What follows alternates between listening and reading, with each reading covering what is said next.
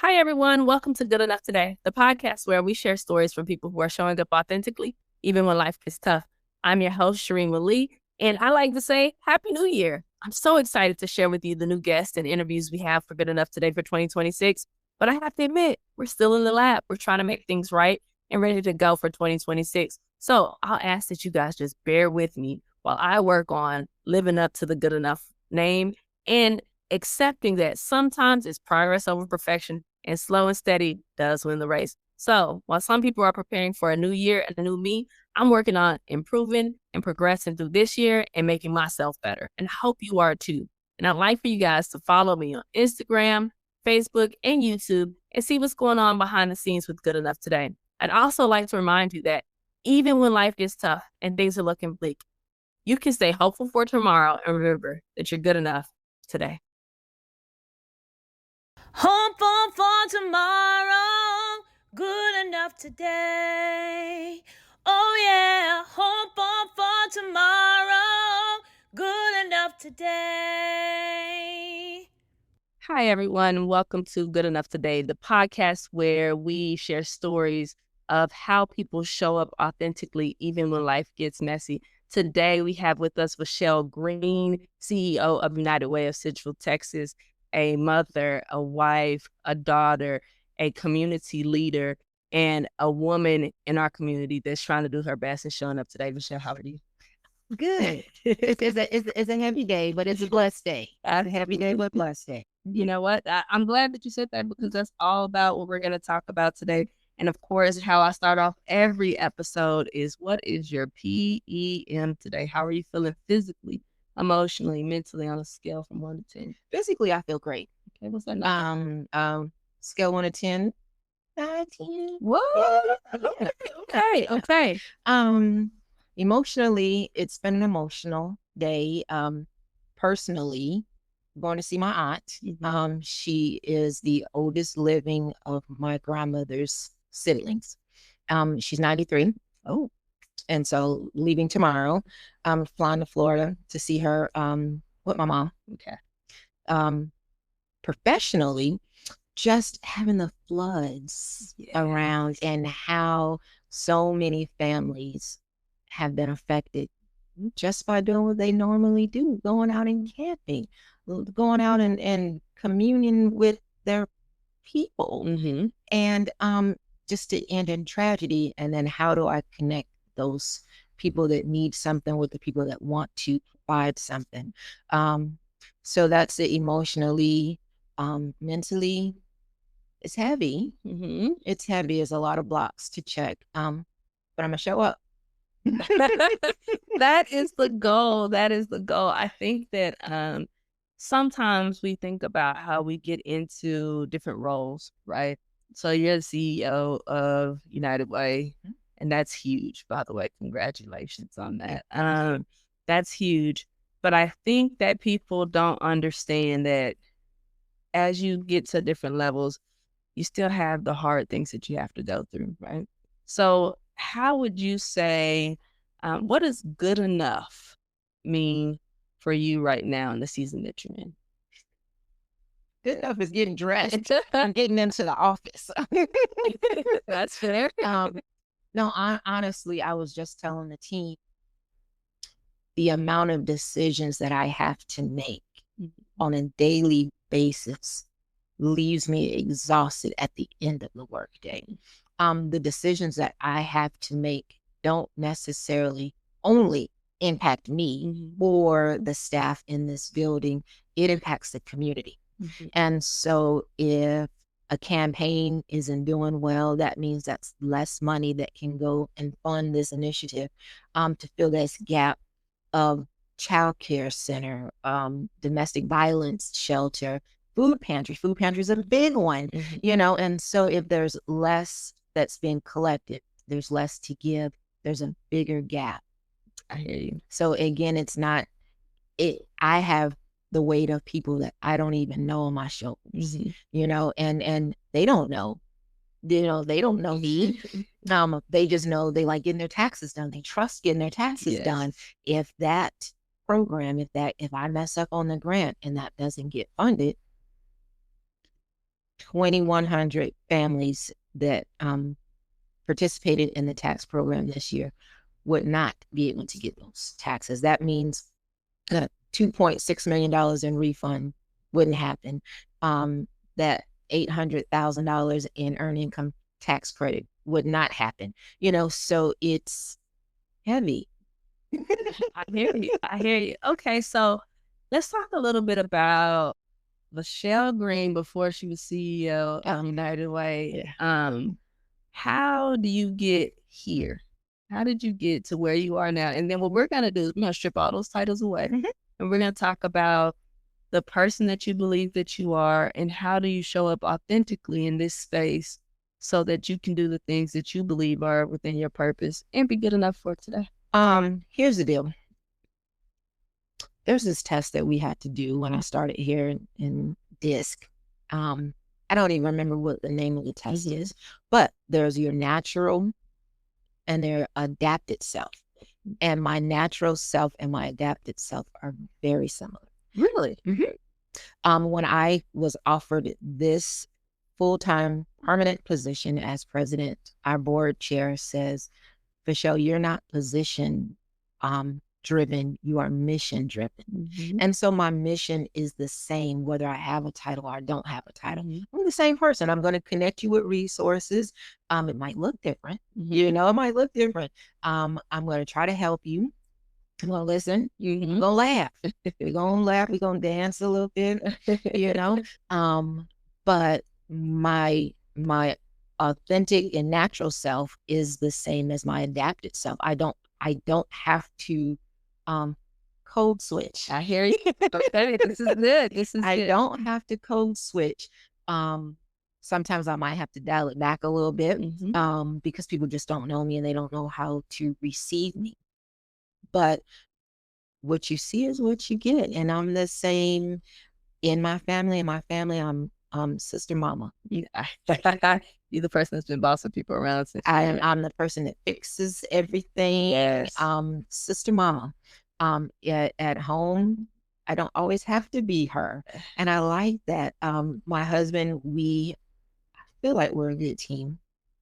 And so where I am, I don't want to say lacking or where I need a break at home, he picks up pieces and that's where he operates. That's his best operation. And I love that. So like when we go on trips, he plans all the trips. Like he might say, that's amazing. Yeah. No, I love it. He says, where do you want to go? I say, I want to go here. Or sometimes I just say, you pick. He will find the best hotel. Sometimes he'll give me hotel options. Hotel options, he'll find the best airfare. He makes sure we got the best car. Not the best car, but the car rate. Yes. And then once we get there, I'll figure out where we're going to eat. Figure out activities. Okay. And so we work together on that. So I just show up. Really just show up. And that takes trust. That takes trust. That means that he has shown up. So now I don't have to always show up. Fair enough. Now, when you talk about you having the same mission, regardless of if you are United Way or if you're just Michelle, right? Where did that mission come from? Where do you remember a time where you were like, you know what, this is who I'm going to be, or this is who I am? How did this develop? Honestly, I ignored it for a long time. My dad was in the military brat, and spent a lot of years in Germany. While I was in Germany, went to my first out of town dance, Schaffenburg. First heard It Takes Two, and I was like, what is that? But I loved it. And I'm like, how can we go back and do out of town dances? Well, we need money. Well, where do we get money from? We raise it. How do we raise it? We go to the shop at and bag. Okay, so got together group. We bagged at shop at, raise money so we can go on these out of town dances. Okay.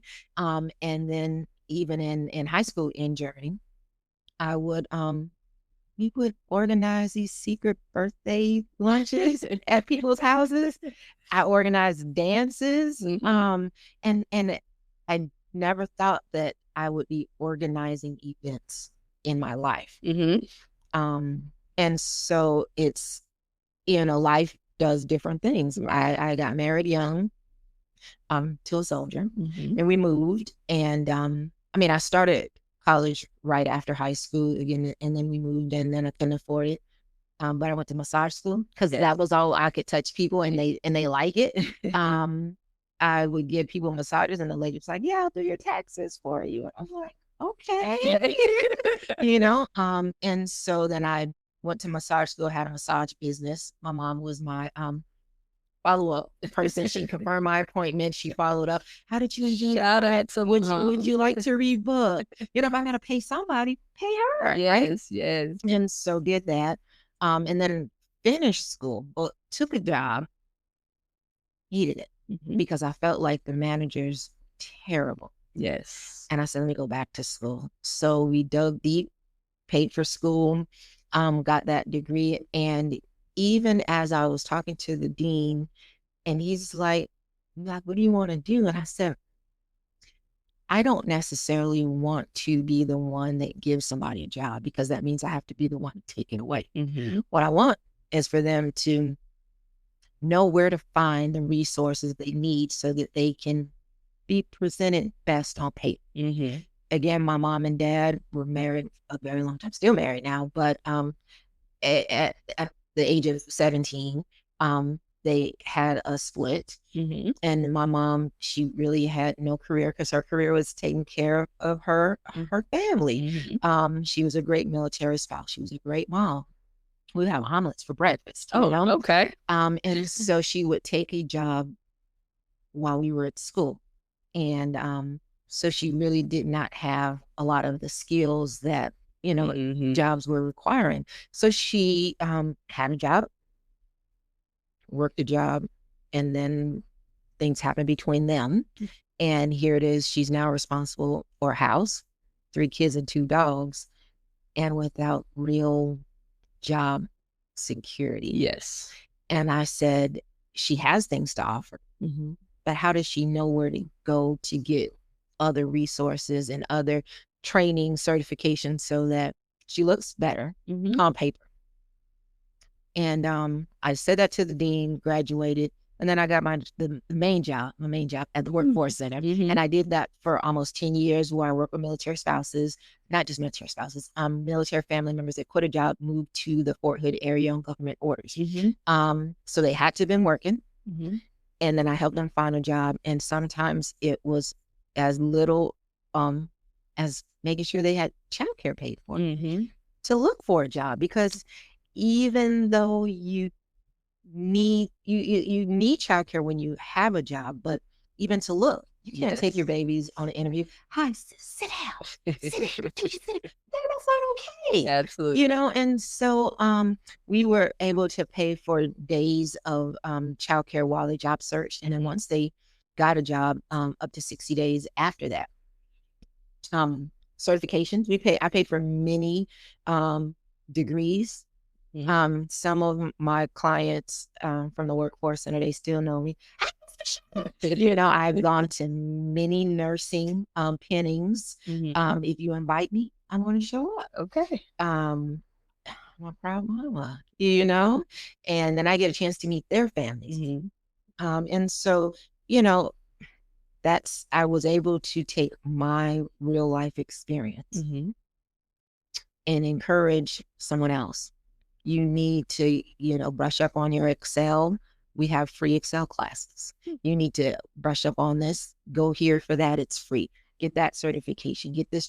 Like all the things that somebody should have told you. Yeah, to tell you that. I think that's interesting because I feel like this is kind of what Good Enough Today is about, is that I feel like we don't talk about what keeps us going.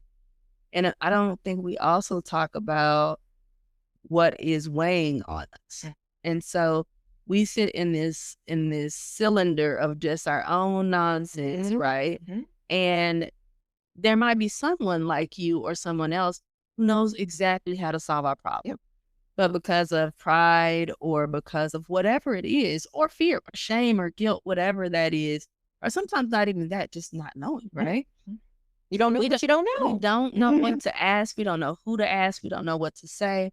And I think that's kind of how we're Good Enough Today. Of course, it came from, but also when we talk about identifying, like you said, you know what? this job is not what I need to do. I need to find something and do something else. How did you know which way to go? How do you, I think it's probably innate in you that you can like, oh, I need a resource. Let me find the resource. But when you didn't have as much knowledge as you do now, and just looking back to maybe a time when you were figuring it out, what made you try to figure this out? Or what made you say, hey, let me do this? And how hard was that for you? My mom. Okay, she is a hustler. She's 5'2", feisty, right? She never meets a stranger. Mm-hmm. She shows up. Mm-hmm. I understand. Listen, she shows up. They need leg quarters for many years because that's all we could eat. Because she showed up, I'm gonna feed you. Yes, it's gonna be leg quarters. So I'm like, hey, enough leg quarters. Now at least I cut it. Yes, I mean, at least I have 2 separate pieces. But no, she really, even between all that, my family has tile business in Florida. A lot of family members have tile business in Florida. And she would, in between duty stations, she would go and work for my uncle laying tile. Okay. She would get on a roof and work on a swamp cooler. There's really not much that she would not try to do to figure it out. And she knew that even if she didn't know the answer, she's gonna ask. And so I'm gonna find it. Yeah. I don't meet a stranger. I'm gonna ask somebody for something. And then I pray. Okay. I pray and I say, Lord, help me. I don't know the answer.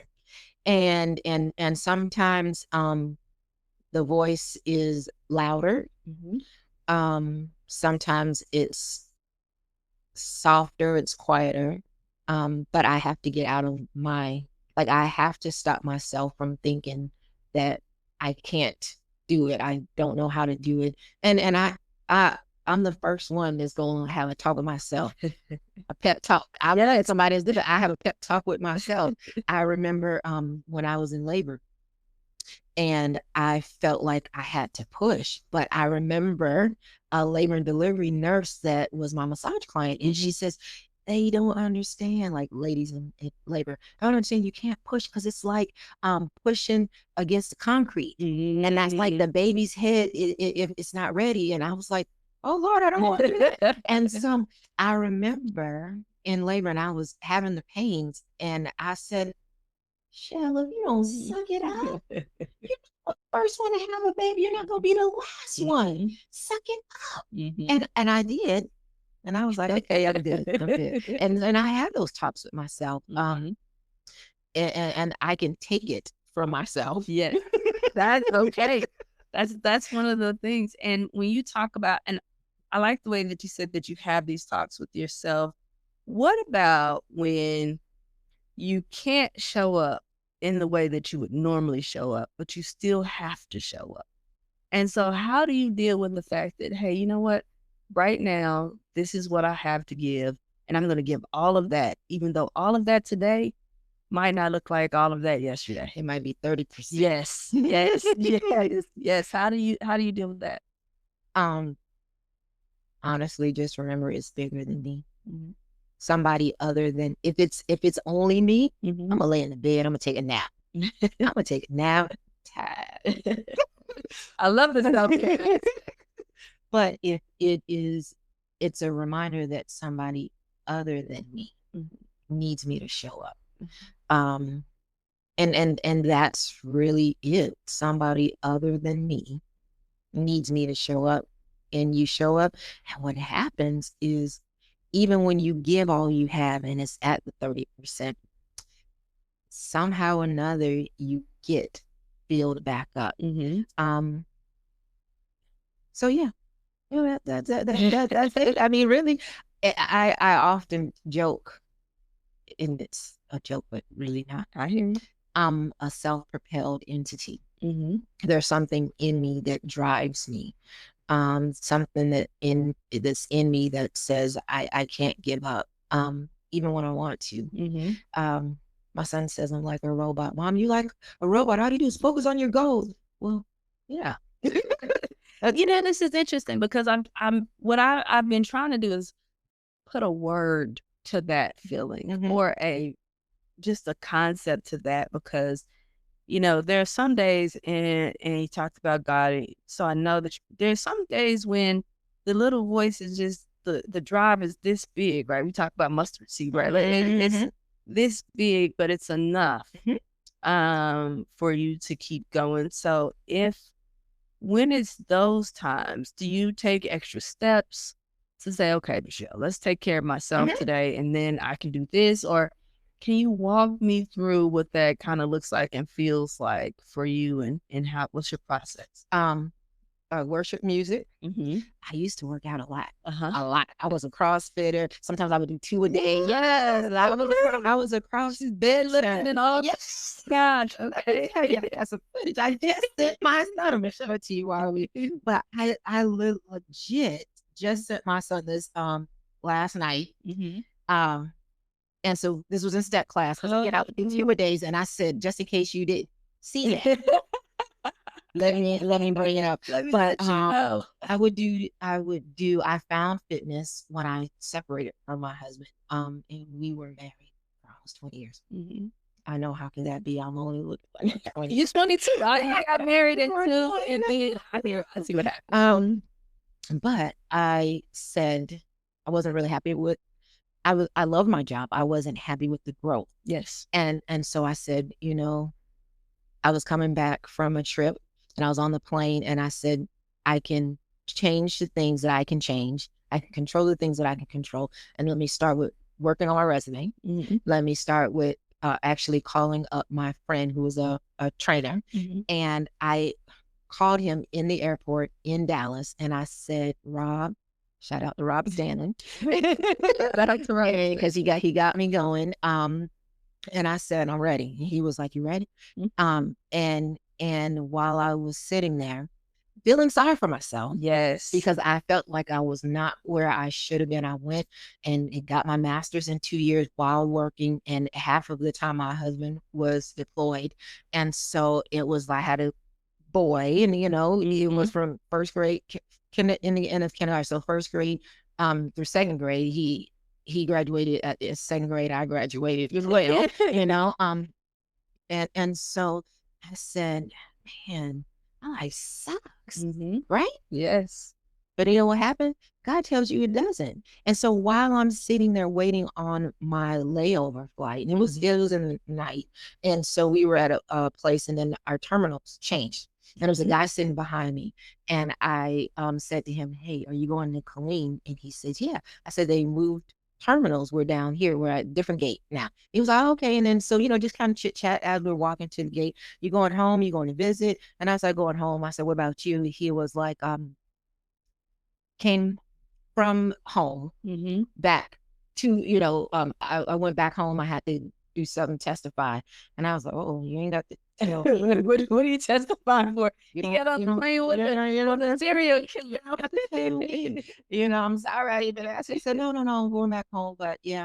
So he tells me that his brother served in the military, got out of the military, suffered from PTSD, lived with him and his son. And one night the brother came home, and his name's Dancy. Shout out Dancy. Shout out. And he says that his brother wanted to talk.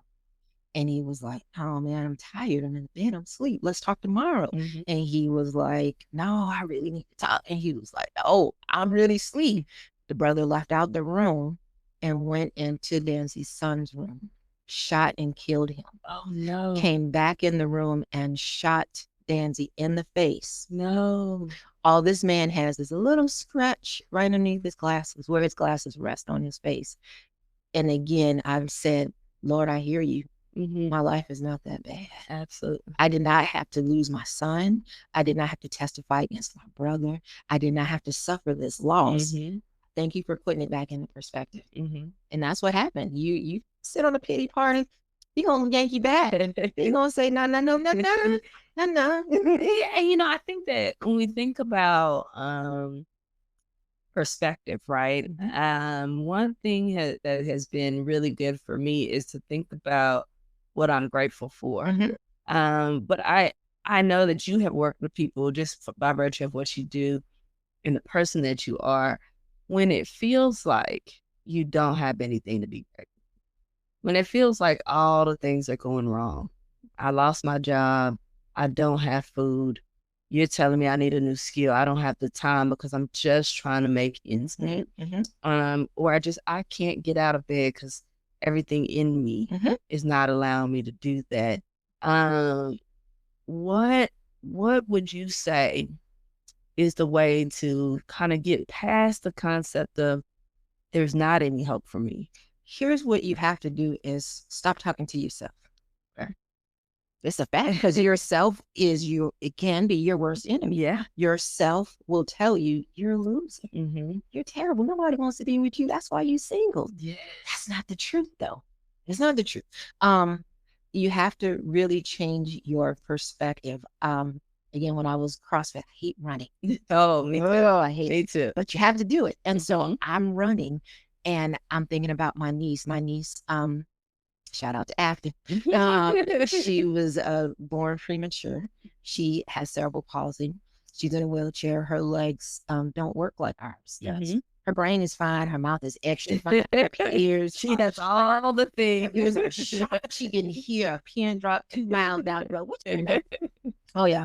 She's gone. But the thing about it is as my legs are tired, can't breathe, as my lungs are empty, and I say, you know what, Afton would love the opportunity for her legs to be tired from running. Let me just do this one more lap. Let me just do this one more lap. And it's really being present in that moment instead of saying I have to do something. You say I get to do something. That same niece, we'll have auntie and niece time, and we spend time together, and sometimes it's hard. Sometimes it includes lifting her up. Sometimes it's back hurting. But you know what I do? Turn on the music, Michael Jackson channel. Sometimes it's the gospel channel, but we get to spend time with each other. Yes. So yes, I'm tired, and it wasn't all day. Yes, she has been at work all day, and I wanna sit down. But what I get to do is take this time and impart something in her. But what she also does is give me something. And so if you just go through life rushing to get to the next part, you're gonna miss. You're gonna miss it all. Because that's where the magic happens, is in the quiet times. That's when, she can lovingly look at me and is like, thank you, Auntie, and really mean it. Yes. Yes. She says, thank you, Auntie, when I bring her, the peak drink from Starbucks. She loves the treats now.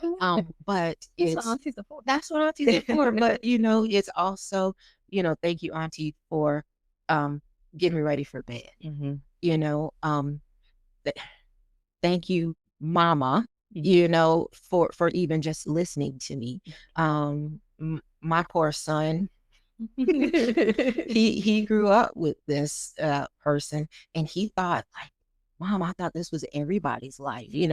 Football camp, you meet NFL players, concerts, he's meeting Rance Allen. He's like, I did not realize it wasn't everybody's life until I grew up. And I left and I realized, you're pretty sharp, Mom. Thank you. I've been knowing. And I think the biggest compliment that I can get is he puts my business card in his wallet.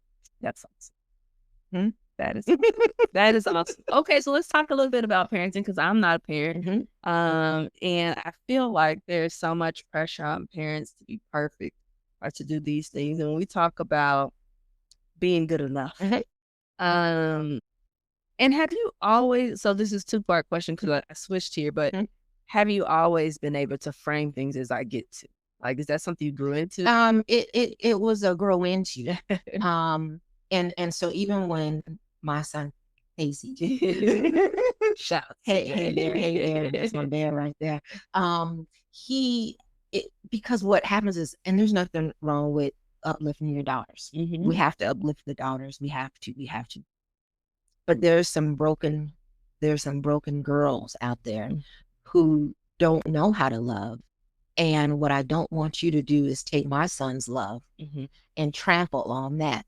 And you have just broken down everything that I have built up, right? So every day, you know, in addition to doing the Lord's Prayer before I would drop them off at school, I'd give them an affirmation. You know? Yeah. So since you're only 22, we'll say this is about 8 years. And my son is 24. The math, we got different math on today's podcast. But you've been doing affirmations since he was young. Where'd you get their concept from? Because I feel like it's new, right? For most people, you see this affirmation. Yeah, I think it's it comes from stuff that I wish I was told. Yes. Okay. People just think, oh, she's strong, she's smart. No, I'm not smart. I just don't give up, you know, and there's a difference. There's a difference between that. It doesn't always come easy for me, but I'm not going to let you whip me. There's two people that motivate me, those that say I can and those that say I can't. And those that say I can't, I got some proof. And so, you know, him, I'd say, you know, same thing. CJ, you're so smart. You're so kind. And he is kind. He's probably one of the most kindest, generous human beings that I've ever had the pleasure of meeting in my life. He's so grateful for so much. When he was in the 8th grade, he had an opportunity to go to a new school in Killeen that they were building, early college, high school. I sat in the parent orientation and I said, CJ, I think you should go. And not because you could graduate with an associate's degree before you graduated from high school or at the same time. But I knew to get him with the Mac. Yes. You know, he's all about the computers. And I was like, get that computer. He was like, really? You know, so he, you know, thought about it. Him and his friend both applied. And he got selected. Both him and his friend both got selected. Nice. And so he graduated from CTC, Central Texas College, with his associates at 17. And then he graduated from high school. He was still 17, but it was at the beginning of the May and the end of May. And so I just remember telling him, CJ, I'm so proud of you. And I'm not proud of any accomplishment that you've ever done. If you do nothing else, I'm still proud of you. I am proud of the person that you are. Yes. You are a person with integrity, character, standards, and you're kind. Yes. You know, and so I tried to put that, but I'm also a mama. I also have standards. So I had to remind him. I'm proud of you, both. Let's get it together. Still in trouble, little boy. You know, and so really, I think it's just what are the things that I would like to have heard. Again, it's that self-propelled entity where you think, oh, she don't need that. I hear you, because I think that one of the things that I've talked about with other people is how the drive that we have, right, to kind of do for other people are things that we wish we would have had. And so we're doing them for everyone else. And the question I have for you is do you do them for yourself equally? Because what I found is that the answer is generally no. The answer is generally no. Thank God I have a husband that he sees the stuff that I don't know that I need. Gifts are my love language. Okay. And it's not expensive gifts. It's just thoughtful. Like a pear. Yes. Yeah, I get it. You know, pears are my favorite. Exactly. Right? And so it's little things like a bumper in the garage that tells me to stop. Yeah. So I had to pull in and then I get out. And I straight to the back of my car before because it was not all the way in. And so he bought the bumper and I was like, oh no, I know where to stop. You know, much easier. I sometimes my brain continues to work when I should be sleeping. So I listen to something that is normally narrated so that I can like focus on the words. So then I go back to sleep, tell my brain, it's okay, girl. You ain't got to think all the time, right? Bedtime story. And so what he did was, I didn't even know that it existed, but he bought me Bluetooth eye mask. And I can connect it to Netflix, put on a documentary, and it's nighttime, and it is, and I hear it, and it doesn't bother anybody else. Why? I never knew it. Now, this is resourceful. Oh, it's very resourceful. It's very resourceful. Again, retired military, Bronze Star. Again, he's logistical. He's great. He's so resourceful. And again, that's why I feel like we complement each other. When I first met him, and the relationship was new, and people were like, he must be a strong man to be with you. And I was like, you know what? I am a loud, right? But his loud doesn't, it's not louder than my loud. That's quiet. Yep. Yes. And it can be loud. I hear you. I understand. But his where I can hear him, when I can hear him is when his loud is quiet. I hear you. Do you ever feel like you're undeserving of the things that you have and or the gifts that you receive? And I don't mean gifts, physical gifts, but just the ability that you have or the ways to connect to people. Do you feel undeserving in any of it? Absolutely not. Okay, so where do you get that from? Absolutely not. One of the things that I say is that I use my powers for good and not for evil. I have the ability again to not meet a stranger. But again, Jason calls me ABC, always be closing. So even if you tell me no, did you really tell me no? You might have said no to that. You might have said no to the $1,000, but you're gonna say yes to something else. And it might not be an actual tangible something. It might be something for somebody else. But what happens is your life is kind of like a mirror. I'm a giver, and I always get. And I does not always mean me directly. It may mean someone else. My grandma, before she passed away, she depended a lot on people. She lost her eyesight. And so she depended a lot on kindness. My niece, my mom, my son away from me, my husband. I got 3 grandbabies. Oh, I got a new grandbaby. A 4th one. Hey, Libby. There's a Bellamy, Laney, and Sebastian. I was like, wait a minute, you got to name all 4 because I don't want any grandkids. Yeah. So a new grandbaby. And a pretty new grandbaby. Brand new. Oh, brand new grandbaby. Congratulations. Yeah. And so and so my gifts, I just know that now, I've tried to run away. I tried to say, you know what? No, let me just minimize. Yes. But what happens is, and they talked about it in church on Sunday, God's math is different than our math. And so he's able to take a little bit and multiply it. And so the things that I don't know, I can find out, but I, again, am resourceful enough. And so the things that I do know, I am giving freely of those gifts, and those gifts always come back again, whether it's me directly or indirectly, but it's blessings just be sprinkled around, again, had a conversation with people at the bank. Can I say the bank? You can. First United. Shout out to First United Bank. Shout out to First United Bank. Dan and Paula says, hey, I know somebody wants to do this grant workshop.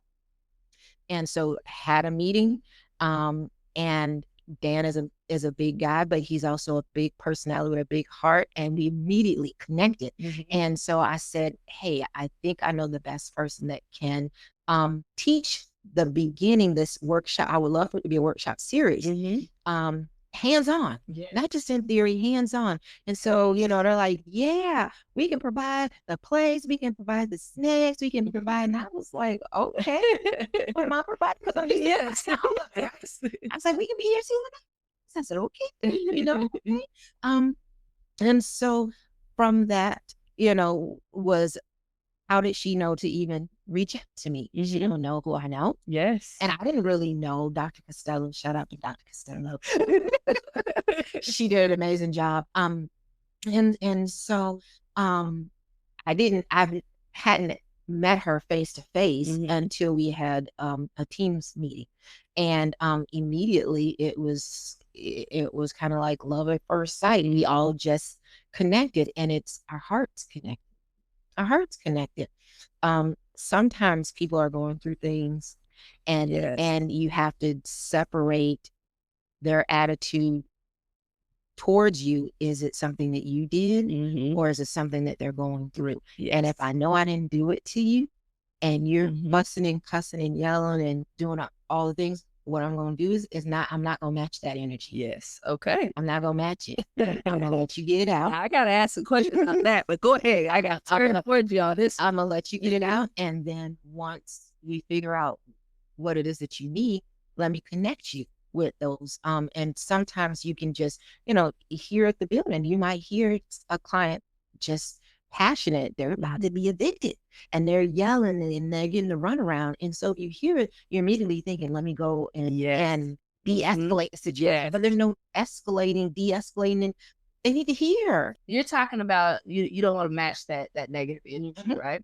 Now, Cheremma today might not match that negative, but Cheremma a few years ago, and then sometimes you slip back. Yes, yes. And I think that people see us today, and they think, "Oh, you got it together." Does it take work for you sometimes? Absolutely. My mouth is slick. My mouth is slick. You combine growing up in a house with a smart aleck, with education, and you got a slick mouth. And before you know it, but what happens is, if I say this, is this going to help or hurt the situation? Sometimes you need to shut some people down, and that's what happens. But for the most part, this is the kinder, gentle shell here. But the other person comes out, and she don't like to come out. Yeah. Oh, she don't like to, but when she does, everybody's looking like this. Yes. Like they're the victim. No, boo boo, you started this. Yes. And I let it go on. I let it go on, and I let it go on. But now we're here.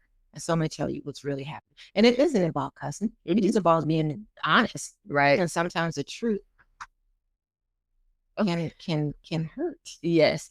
So it sounds a lot like setting boundaries sometimes. Yes, I have had to learn to set boundaries. Because again, it's like when people know that you're a giver, they will take. Yes. And then you'll be depleted. Yes. They don't offer to give you back anything. And it's not always malicious. It can't. Sometimes it isn't, and sometimes it is. Yes. For example, somebody might say, "Hey, what you plan on doing this weekend?" And you might say, "I ain't got nothing planned." And you're looking forward to that nothing plan. Oh, well, since you're doing nothing, can you help me? No. So now I know to say, what you need. What do you need from me? Because again, my time, I have to decompress. I have got to fill it back up so that I can give it out. And I often talk to my husband about our day. He works for the SBA, and he's on the computer all day. And again, he's operating in his pocket. He loves this checklist and these procedures. Like this is what he does best. But he doesn't always see people. Yes. And yes, I like people more than he does. But it can still be exhausting. Yes. And so as quickly as I can get my battery filled up from interaction, it can go down. And I'm like, ooh, I'm tired. I didn't even, sometimes you don't even realize how tired you are. Yes. So you walk in and you say, even know what we having for dinner. I really don't care. These pretzels look very Yes, it's like something in my mouth so I can eat and just rest. yeah, you know, but it's I don't even know. We often joke. I said, I need to stay at home mom. It's like, to who? Yeah, You know? I just buy maybe to fuck me. And I know, but see, we travel. We go places that sometimes it's at the spur of the moment. But it is one of those things where I do like to do nothing. I do pray. I do listen to some good music. Sometimes it's worship music. Sometimes it's a jam. Yeah, You know. gotta get it with me. You know, and sometimes I just take a nap. You know, well, You ever feel bad about doing that? absolutely not. Absolutely not. Because I know, let me tell you what I know is what happens is if there's something that I need to do and that I haven't done, I can't sleep and rest until it's done. I hear you. Especially again, if it has a deadline, because again, the things that I have to do don't just affect me. It affects people that I don't even know. And so then what happens is once I do that, then I actually feel better, you know, and I'm like, okay, now I can actually rest and relax and then do the things I need to do. But yes, boundaries I've had to learn to not to be quiet about them. Yes. To say, you know what, no. No. No's a full sentence. I'm still learning that. I am still. It's, you know, you can do no and yeah. Goodness. Yeah, that's my family knows. My family knows Shell is on break. Are you on break? Yes, I'm on break. I'm telling I'm going on break. That means I'm in that room. We going in and out the door. Y'all know about that break. They know I'm on break. Stop it. Yes, you know. Full break. It is a thing. I hear you. Okay, so let's talk about right now, and we're gonna go a couple of just, I call them rapid fire, but they're not really rapid fire questions. What's something that's hard for you right now? Giving myself grace. Ooh, see, this is why I can't be rapid fire. Hey, people answer like that. Giving myself grace because I'm a perfectionist and I want to do a good job and I want to do the good job right away. Yes. But more importantly, I want to do even a better job than you imagine, right? But right now in this new position, I haven't even been in it a year yet, and so there's things that I've never done before. But people are expecting me to. I'm expecting me to. Yes. And then I'm putting pressure on myself. Shoulder starts burning, you know? And it's like, would you expect somebody else to do that same thing? Yes. So, yes. Okay. I am really good at giving other people grace, and I will say that I'm good at giving myself grace, but it's not the way that it works, and it'll take someone else looking and say, hey, you know, how would you know how to do that? This is the process. I always want to punch people in the face for telling me to trust the process and to give myself grace. Because I mean, conceptually, I appreciate them telling me that. But at the same time, it's like, if it was that easy, I would be doing it so much easier, right? And so it's a hard concept to get through. So if any of you guys understand how to give yourself praise and have tips, please share them with me, because I get it conceptually, but it is also like, you know, talking to yourself like you would talk to someone else. That's exactly. But you also talk to God like you're talking to someone else. You say, I'm gonna tell you, last night, I'm disappointed in myself, but we're not even gonna go in down that road of that full story. Okay. But a hotel that I was looking at for me and my mom when we go see my aunt. And I wanted it, but I didn't get it when I should have got it. And then the price went up. Oh my. And then I was so mad, like furious, because I know better. I'm a planner. Planning everything. Like I got an event in December that I got the bones for already. I got a event in October. I got the bones for already. I need some of your I have my yes. So, but I did not do it for myself. I did not do it for myself. And so what happened is I was angry all night. Toss and turn all night. But what I did in between me being angry, I said, Lord, fix my heart.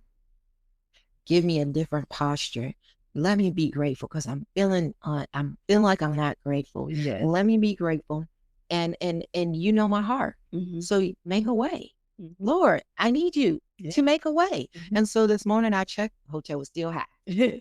Oh, no. It was still high. I'm glad that It was still high. So I came home to work and working, and I'm knocking out these things, knocking out the things, right? And I'm talking to my baby, ACJ. And said, you know what, let me check right now. Right? Because the anxiety that I was feeling has dissipated a lot talking with him. He's like, Ma, you're only human. Like, you know what you should be doing, but when it's all said and done, you're human. Yes. I said, thank you. And so I'm there and I look and the hotel price has been reduced $3 less than I first. Yes. Oh, see, and I think that that's something that we are short-sighted, right? We can't see it, and we get all into our stuff and all upset and all these things. And the moment that you calm down and just kind of reflected on the fact that, hey, you know what, this is what it is. Let me check and see what's going on and changes. I mean, I say that in hindsight, right? But in the moment, I'm still gonna. It's rough. Yes, it's rough. Yeah, Again, yes. I was there. I have the pistol attitude all morning, but I'm still like, Lord Jesus, you know my heart. Come on, now. Give me, you know, and help me and take this away. Like, give my heart a different posture, please, because I need to be grateful. And again, everything it is my fault. I know that. Yeah. And I think that's the part that I'm beat myself up the most is I know better. Yeah. Shelly, you know better. But I think that sometimes knowing and doing are not always that close together. And then also we think we have time. Here's my baker. Shout out to Miss Tam. She keeps me elevated, the whole family elevated on the nicest, best cakes ever. Okay. And what she told me, I was planning my husband's birthday party. And it was some years ago. And in July, I said, Miss Tam, is it too early to put in a cake request for Jason's birthday in November? And she says, baby, it is never too early, but it can be too late.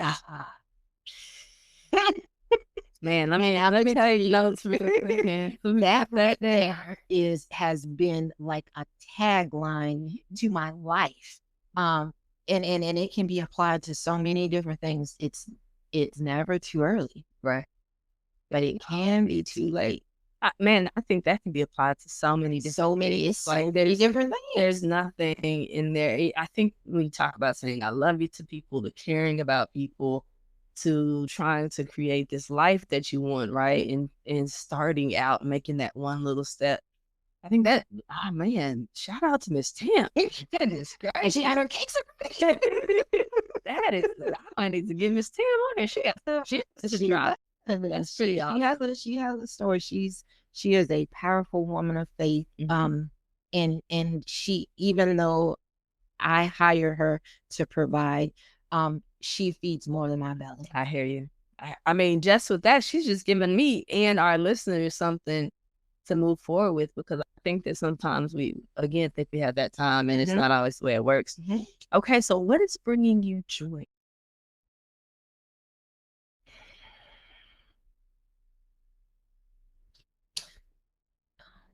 The fact that I can provide, the fact that I can show up.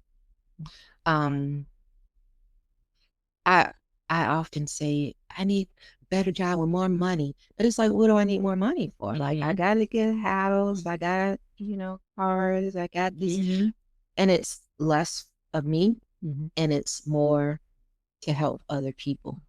And so right now, this particular time I'm saying money, but it could be advice. It could be me just listening.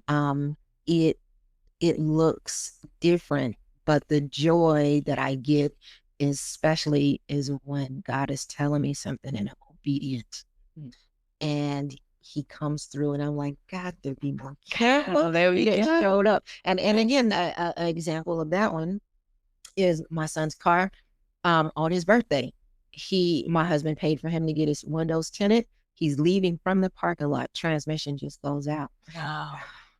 So he takes it to like O'Reilly's or something to get it diagnosed, and it's this transmission. He brings it home on his birthday, and with brand new fresh tint, right? And it's like, Lord, this is bad. Yes. So he takes it, and it goes to the car dealership, the shop, to get it looked at. It's a lot of money. Yeah, it's yes, thousands and thousands and thousands of dollars. Yes. And so we're like, great.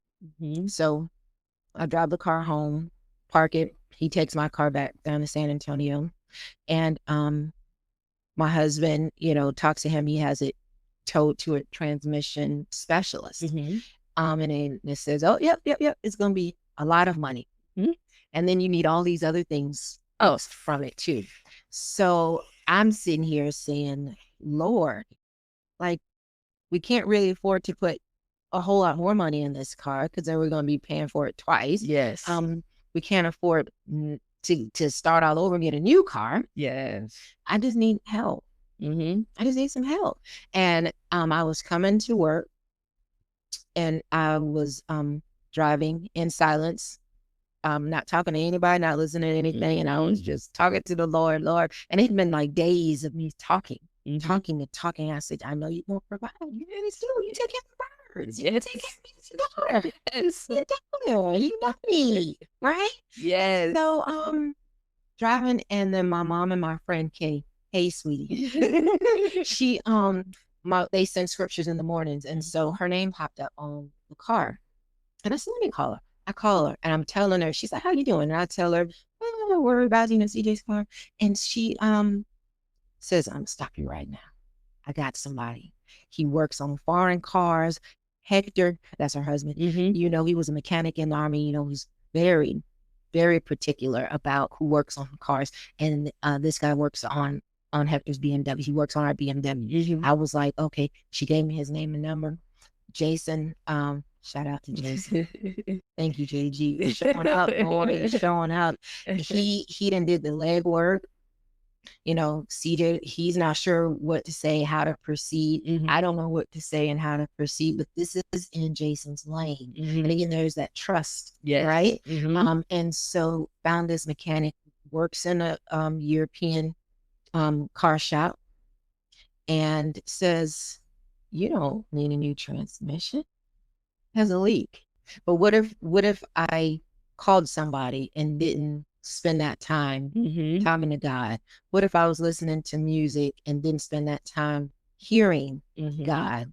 What if I did not call Kay when God said call Kay because her name just popped up? Right. And so again, it's those things where a voice is loud and it's quiet all at the same time. And I think that really goes back to us talking about, what if you don't say something to the person that could hear it, that could help you? Because if Kay had asked you, how are you doing? And you were like, oh, I'm fine. And you hadn't told her what was going on, then you wouldn't have gotten the resource that Kay had that was able to help you in that moment. And I feel like when we talk about the community that we can build, I'm not saying go out and tell everybody your business all the time, but I think that sometimes you have to be vocal about what's going on, because there are people who can help you and who are willing to help you, and it's not burdensome for them.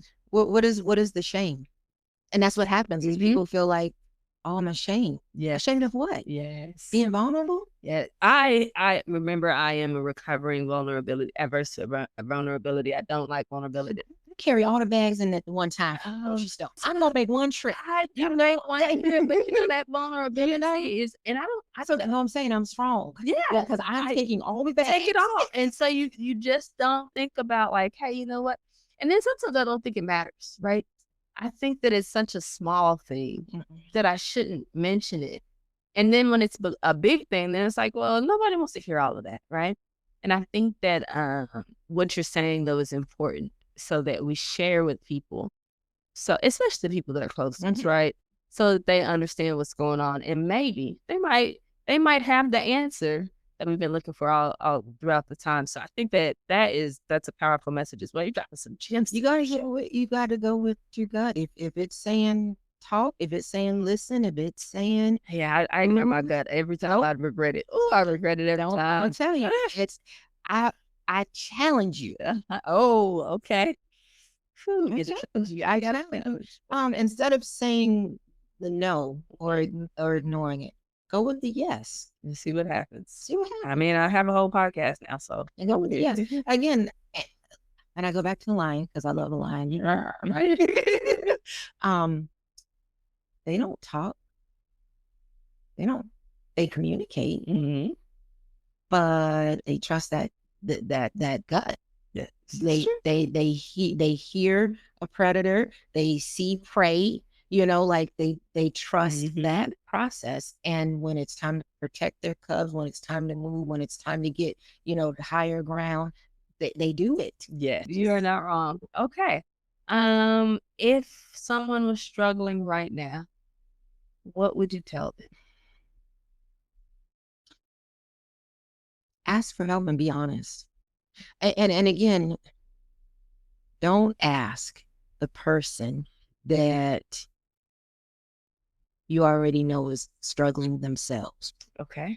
Don't ask the person that you already know that may not have your best interest at heart, because misery loves company. Yes. I told you not to be with him. I told you.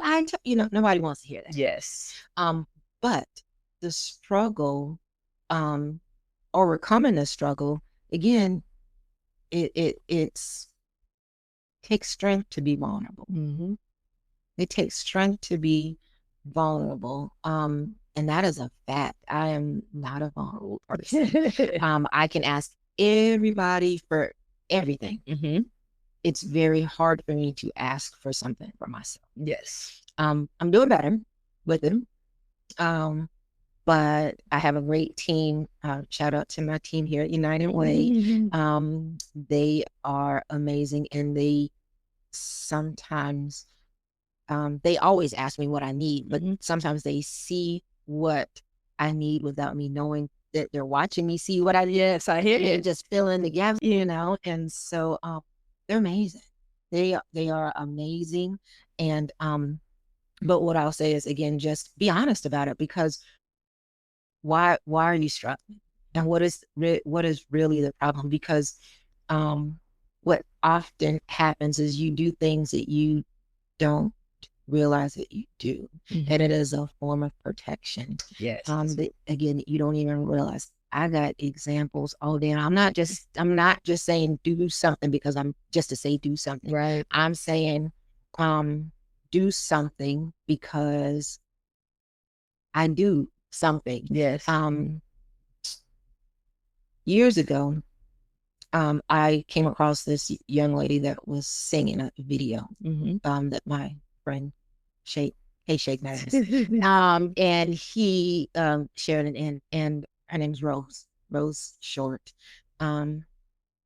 Dynamic, unbelievable voice. And I said, how have I been here and she's been here and I don't know her? Like, we haven't crossed paths. And so then she went on The Voice. And I was like, I love her. And, you just feel like you know her, right? And so I'm telling all my friends and family, vote for her, vote for her, vote for her. And so when she came back, a friend of ours was putting together a welcome home concert. And I remember being at the table with at my mom's house. And I said, I want to be on her team. I never met her. I want to be on her team. Okay. So I said to the friend, hey, tell me what you need, whatever.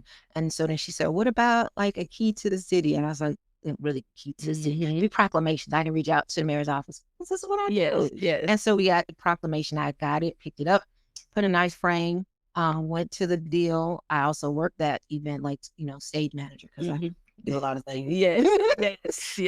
And I met her, and when I first met her, I started talking to her like I knew her already. But it goes back to say, I want to be on her team. And here we are. I'm working with her. And then we crossed paths again at a lunch and a women's networking event. And I was part of the event. And so one of the benefits was going to lunch. And so I brought my mom and my niece, and she performed. And so you know, I made sure her mom was together because I had seen her before. And then it was time for her to sign autographs. And her then manager was taking care of the band. And I was like, how can I help? And she says, go help Rose. The line was all the way, like the whole to the end of the building. And I really like told her, I said, hey, you're right. We met before, but I'm here to help you now today. And she says, okay. And I turned my back to the line and I'm facing her. And I said, sit down and I need you to sign about 5, 6 of these, autograph these photos right now. Sit down and do that. And she says, okay, what about the line? I said, no, don't worry about the line. Don't worry about the line. And I said, hey, give us a minute. We'll be right back. You know, she's communicating. And so she gets up. And so I'm cutting the line, right? Snap, snap, snap. Okay, sit down, sign a few more. You know, and she is like, you're amazing, you know? And so then with her concert, first of many concert series, or should have been in this now 2020. It was 2020. And so her first concert of a concert series sold out weeks before the event. And I'm working the front and charging the front of the house. See how I got on the team? Yes. I'm working the front of the house. So I got my people there together and they know what kind of ship I run. And everybody even said it. Oh my gosh, it was so great from the beginning to the, you know, the show was great. And everybody was so, yeah, we're going to be nice and professional. Until we don't need to be nice and professional. Absolutely. You know? But the thing about it is you say it out loud. You say, I need some help. God will send you somebody to help you. He will send you something. And so you just have to trust the process. And it's tough. It's tough, especially when you can't see it. And show his hand to you. Ever. And the things that he has in store for you are beyond your wildest dreams. And this is what I know. I'm bucking against this system less. Once, because again, I did not want this position. Okay. I said, this is too much. Yes. It's too much pressure. I was already kind of doing all this anyway, you know, but I'm like, no, it's too much. I don't want this pressure. And I was heavy from September all the way to the end of January, heavy. And then once I said it out loud, put my name in the hat, it lifted up. And then once it got offered, it was gone. And it's like, times are tough for me every day. But I got people that are dependent. People that I don't even know, much less the people I do know. I'm going to take care of you because I know you. But the people that I don't know. Yes. You got to show up. Absolutely. And so for those people that are feeling like they don't have it together, nobody does.